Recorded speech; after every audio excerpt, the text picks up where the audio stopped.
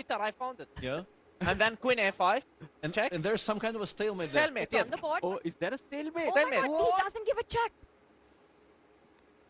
Oh my god, is that a mistake? What? Can black just queen now? He wants to give up his after c1. He wants to play queen e3 check or something. Yeah, There is a stalemate idea. We've got to show this. Peter, you're pointing it out that white gives a check from here. Black takes it. Oh, he And makes guess the what? queen. This is a No, he stalemate. makes a knight. He makes a knight. What? He makes a knight. And knight e2 and c. Oh my god, this is just genius. I'm really excited. King's pawn. Well, Vishy took it back. You know, Vishy is like, maybe I go e4, maybe I go d4. And Magnus there, full focus mode he is in. Yes, that's gonna be really interesting. Magnus has been playing French more often recently, right? Right. He played it at the World Rapid and Blitz 2022. And right now, Vishy has brought his queen out. Tanya, a lot of weaknesses around the black king. And that's because the pawns have been moved forward and we can see some dark square weaknesses. I like the speed with which Vishy is playing. Salim, do you think he was prepared for this opening by Magnus? Yes, I'm very sure he's prepared. I think Magnus had already a few games in this specific line with the move knight c6. The queen's knight moved earlier, and you know who's famous for this move? Richard Rapport. Rapport is the one who was playing it very often. And yeah, there have been a lot of discussions here, and they are going very mainline theory now. And Richard Rapport is in Vishy's team for this You tournament. think there was some cooperation in preparation? Could be there. So many dynamics, so many narratives here, and more weaknesses created along the dark squares as Magnus continues to advance the king side pawn. Is this very ambitious play by him? Yes, it's very ambitious, and I just recalled that actually this exact line happened in Magnus' game against Anish Giri, in which it was a blitz game which Magnus won. But the last move that Vishy did, he took the queenside pawn, in which in that game between Magnus and Giri, Magnus managed to push this pawn forward and close the full board, and he managed to clamp down the white's position. So he avoided that. Just a brief note. I'm pretty sure this is a slightly different version of the same position, and Salim is absolutely correct about the clamp down. But the pawn that eventually ended up being on c4 is currently standing on b7. Ah, yes, that's true. And it might still happen in this game as well, because the same capture happened in the game between the birthday boy, happy birthday to you, Anish, by the way, and Magnus. And Magnus replied by not taking on c5 with the queen, as he can also do here, but by pushing his pawn to b6, and that he was later able to take on c5, and then that pawn got to c4. So there is a lot of potential structure changes. If we talk about this position in more general terms, black has expanded a great deal on the king side. The king side will be very difficult to open. And structurally, I think black is doing okay. But the game, I think, will revolve around whether white is able to open something, in particular in the center. Because white has the two bishops, but they currently don't have too much of a proactive job to do. But if the position becomes open, it will be very, very difficult for black to control. So this is, I think, the major storyline to watch out for the future in this on this board. And this is the first moment that Anand has slowed down. After that knight development, he goes into a think. Is this a move that's taken Anand by surprise? But Anand just developed this bishop. Yes, I he think made the move. he understands this position quite well. But I do get this very weird feeling with the pawns on the queen side being all lonely there. I don't like it so much, but I guess dynamically white is doing very well. White would love to pick up this pawn and put it right here, but that would be illegal. It would solve all your structural problems, but it's not possible anymore. Also notice how the queen on this square does stop white's king to get to safety by castling. Right. I believe the dark squares are weak and white has the dark squared bishop. So overall, I do feel that Vishy has done well in the opening until now. Maybe a small edge for Vishy. Yeah, I think he should be very happy with the opening outcome. Of course, it could go either side, but he got with white fighting position instead of Berlin. So I think he is very happy. There we have it. But one thing to remember is that Ganges Grandmasters are dominating in this match because Rapport on board 2 is better, Ho Yifan on board 4 is better, Bella Kotenashvili on board 5 is better. So right now, SG Alpine Warriors need some points to come from somewhere. Pragnananda, you can bank on him perhaps. But that position is far from clear. But right now, let's get our experts on this one. The clash of the Titans, the big match of the icons. What do you make of this endgame? Can White try and push for more here? It seems to me like very balanced. It's opposite colored bishop. Usually it's very likely to end in draw. There is only one open file, which potentially, okay, pieces could be exchanged there. Maybe Black's idea should be to exchange the white knight from d4. That would be natural to me. Ooh, so are you looking at some maneuvers where Black can probably fall back with the knight and offer a trade to this very strong central knight? Yes, you have, of course, to work it out, because then the knight can jump around to b5, or also if rook comes to d5, then your bishop can hang on the d7. Maybe it's not so easy after all. Yeah, maybe White has slight pressure. I'm influenced a bit by the bar, but yeah, I think it's Or maybe by the player playing Black. yeah, as well. But the player playing White is also not easy one. But you know, Magnus is known for his endgame grinds, and even yesterday against day before against Jan Nepomniachtchi, he converted quite an equal endgame. But here it seems very unlikely, right, that he would be able to convert this one. No, I think he's more on the defensive side. Of course, he has long-term factors that he has better pawn structure, but now White is very active, so I don't see he should how to neutralize White's activity for now. He will have to find it. I'm loving Anand's position. Maybe it's not enough for a win, but if anyone can try with this weakness, the knight jumping forward, a potential open up of the A file if Black does move the knight away at the right time, creating a weakness, I think Magnus needs to be careful in this one to hold it. Absolutely, and Vishy cannot be taken lightly by anyone in this tournament. He has scored 4 victories already, which is just unbelievable. 2 against Duda, 1 against MVL, and 1 against Aronian. He's got a total score of 4.5 out of 6. Magnus with a total score of 3.5 out of 6. So on the icon board, Vishy currently leads. Absolutely. Icon boards, all eyes on this endgame currently. Will the Magnus touch prevail in the endgame, or will Vishy's experience here, will he be eventually be able to win the pawn? Right, and look at that, the time that Vishy has kept, 4 minutes for himself, 2 minutes 30 seconds. So Vishy clearly knows that time is going to be playing a crucial role in this game. And right now, Vishy Anand is This is trickier than we thought, and Magnus did find a way to actually continue asking questions because whoa. What happened? Was that a huge mistake by Vishy? But Peter, I couldn't see what was stronger, but yeah, I think he will be in Zugzwang once the king gets to a3. He will be out of moves, and Black will be able to break things open with the b pawn. So yeah, looks like White is in trouble now. Oh, this means, Tanya, that the knight cannot move because the bishop is constantly attacking that pawn, and whenever the Black king comes one step up, it is threatening to push the pawn further and infiltrate.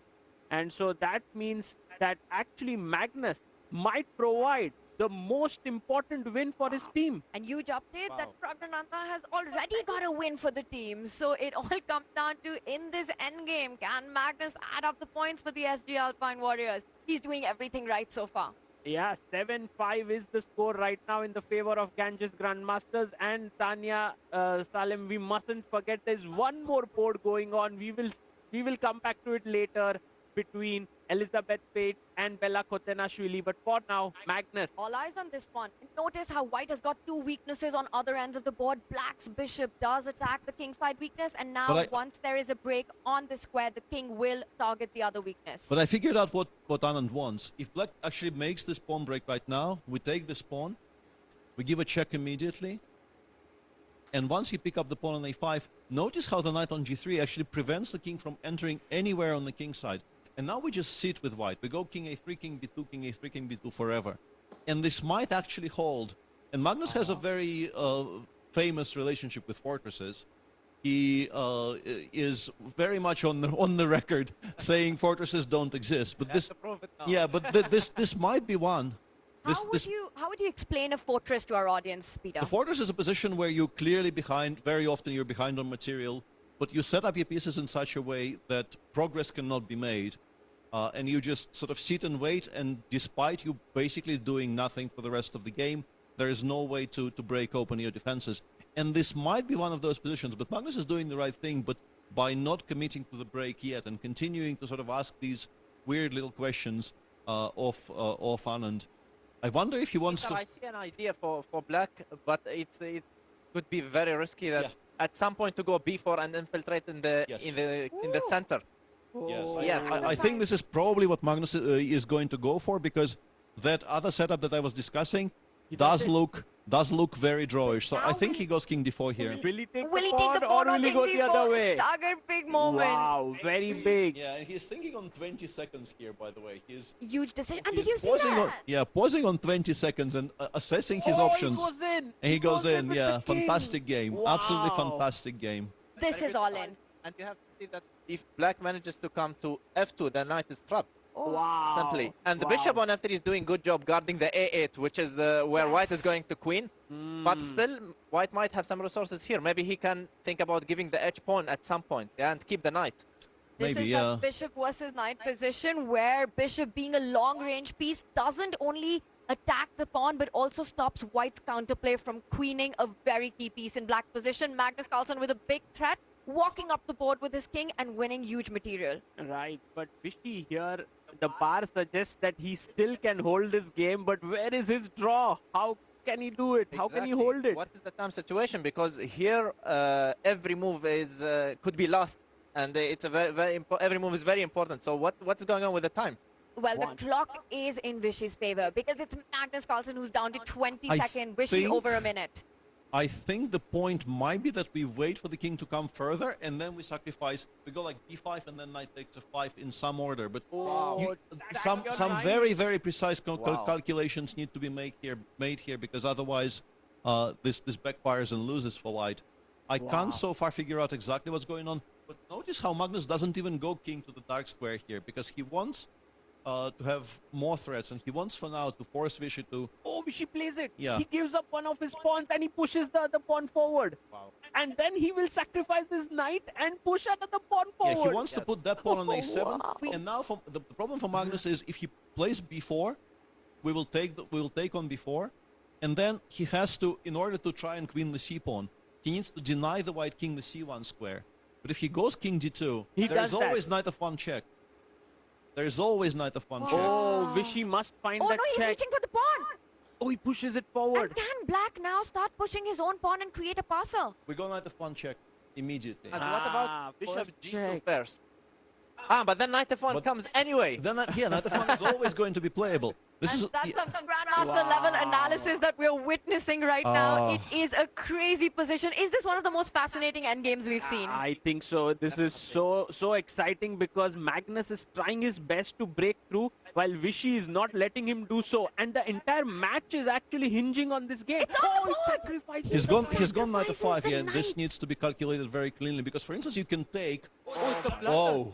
Oh my! It's a blunder. You can also think about b4 first. So Yeah. maybe. Either take, allow e6 and go b4, or play b4 immediately. Magnus takes because I think he wins on the other side of the board, and he wins faster. And let's just explain this to everyone. You've sacrificed the piece so that you can overload this bishop. You want to create two passers. You want to start pushing the pawn. And now Vishy slows down after Magnus recaptures. He realizes that this was a mistake. But what's the blunder? If you push your pawn, what does black We do? go b4.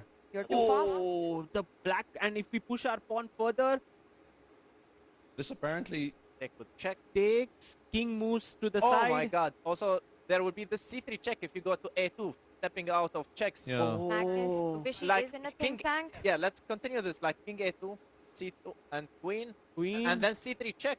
Wow! Oh, and you queen with a check. So I guess My we go king God. a3 and then king b4, and that position might not be that bad, in Yes. particular against 10 seconds, but... Vishy feeling yeah, the we should tension just here. watch, because as you can see, even the evaluation bar is having second thoughts about many things, and yeah, I think Vishy just has to Pushes the push his pawn, pawn, and then pushes and the then get the pawn. king up the board, and go from there. Magnus will take. Will he We go to the find dark square. You know, King Vishy, A2. oh, he goes He that goes side. to A2. And Salam, your idea might be on the board. You push one pawn, then you push the other pawn in your queen with a check. Right, and Ah, there he's you gone have it. A8. Vishy Yes, makes A8 one first. first, Yeah. one queen. Oh, there, so that it attacks the bishop. No, but this endgame will be lost. Oh, look at Vishy there. Can He's black so present the unhappy. bishop? And he smiles. smiles. Why? He smiles because he knows that this is Why? a position where he had it under control. Black can simply pick up the queen, and then you just queen yourself. No, but then the bishop. Maybe black can preserve the bishop. Can black try to do that? Yeah, but I think the queen ending is so Queen winning. endgame is just winning. It's so winning that we don't need to even think about Did you that. see Yeah, that I think this smile? is. It's never seen before. Vishy smiling at Magnus. And Magnus I don't smiling know. back. Peter, what happened there? I'm not entirely sure. Yeah, maybe. Yeah, I don't know. I don't know. Wow. Maybe Vishy thought that it's a draw or something, and Magnus says, no, we still fight on in this queen Wait, endgame. I mean, maybe he thought there's a stalemate Oh, he after plays his C1, bishop here, which and is a there's not. mistake. He plays his bishop here, and Vishy's Queen back E3. in the game. He could have just So queened queen the d8. pawn. Hang on, how does this work? Queen d8, bishop d3, queen a5. Yeah, I don't know. Let's This take it is a little slow, Peter. We've got to show the lines Yeah. what you're talking about. so check from the dark square. The bishop interposes. Peter, I found it. Yeah, And then queen a5. and Check. and there's some kind of a stalemate there. Stalemate, It's yes. on the board. Oh, is there a stalemate? Oh my stalemate. God, he doesn't give a check. Oh my god, is that a mistake? What? Can Black just queen now? He wants to give up his after c1. He wants to play queen e3 check or something. Yeah, There he is wants a to. stalemate idea. We've got to show this, Peter. You're pointing it out that White gives a check from here. Black takes it, Oh, and he makes guess the what? queen. This is a No, stalemate. He makes a knight. He makes a knight. What? He makes a knight. And knight e2 and c. Oh my God! This is just my genius. This is just genius. This is unbelievable. Wow. He makes a knight because if king goes down, there's a fork Let's happening. show that. You come here, you walk into a fork. But Sagar, The if I king go has to up, go up. Yes. No, he's saying basically with two pieces I'm promoting. You can do nothing Oh about my it. God. Salim, He's you mean he's just going to push the pawn then? Yes. Yes. Just. Okay, look at Magnus. These are two geniuses This is fighting unbelievable. this out. This is better. This is Unbelievable. better than could have been imagined. Honestly, this is one of the most remarkable endgames I've seen in a long time. And it does seem Wow. like Magnussen is in full control here. The knight will come to e2, and then there's nothing that can stop the pawn from reaching its destination. Yeah. It's How amazing. quick was Magnus to spot that he could make a knight? 1 second, Sagar. The knight, bishop, and pawn are stronger than White's Wait, queen right but now. this- Edge pawn, Vishy you have- design. Vishy. Say that endgames are boring. They're not saying that anymore. Some, eh? Yeah. Just Come back being- here. And look at this. The two players, they're still analyzing. That's how rich Right. this game was. They are unable to leave the board. Right, and let's just mention to our viewers that SG Alpine Warriors have actually won the match with a score of 10-8 here. Ganges Grandmasters were very close, and there you have, they are analyzing the endgame. You know, SG has won, Ganges has lost, but Sagar. right now it's time to look at this endgame. This endgame deserves a book of its own. This game deserves a book of its own. It's one for the history books. What we witnessed is unbelievable today. Right, right. And actually, this was the critical moment where Vishy thought it was a draw, but Magnus underpromoted to a knight on the next move. Yeah, the defense was probably very hard. I guess that it would have been better version of White Queen when allowing the promotion of Knight, but it's very hard to And they're still to analyzing understand Salam. it with few seconds. The yeah. last position there. And they are still not sure. They're you still know. not sure. Yeah. The two best players on the planet still not sure. Looking at that last moment of the game. This is the final moment of the game. Anand looking at Magnus. Unreal stuff. What a game this has been. Hmm. Yeah, I think I Vishy think- is just telling Magnus that he should have done it the other way, bringing his queen from the other square. Or maybe someone should order dinner for these guys. It might last forever. Yeah. And the chief arbiter is waiting there. He's like, okay, guys, are you going to sign the score sheet? And that's Oh, and then it. there we have it.